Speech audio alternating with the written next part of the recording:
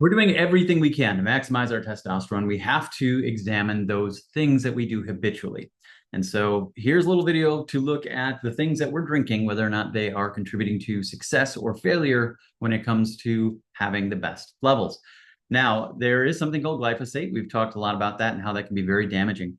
And there is an unfortunately high level of glyphosate pesticides in beer and wine. This was a 6-year study, found it in these beverages, its potential carcinogen, but also there's going to be some holdback in our ability to make our testosterone as well. Now, where I grew up in Wisconsin, giving somebody a beer is more than just a social gesture. It's actually the way those knuckleheads find a way to tell you that they love you without saying that. It's just an act of love, really.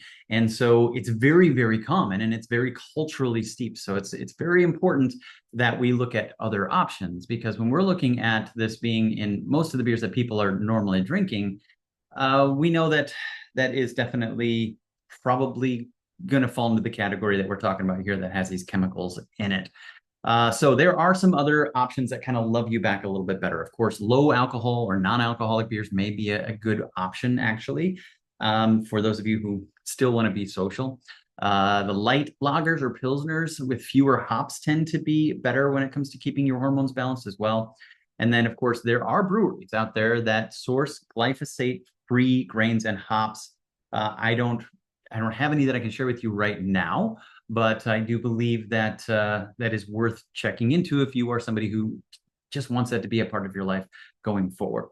So keep an eye on those things. I know that I hate to bring up something that usually brings joy to people and say that you have to maybe look at other options, but if we're really looking at making sure that we're doing everything we can to be as strong as possible, this may be one of those things that we have to look at. All right, thanks for watching. And if you have any other questions or other things that you'd like us to look at, or you do have a suggestion of a beer that has no glyphosate in the grains, I'd love to hear about it. Please put it in the comments below and share that so other people can have that as an option. Thanks for watching.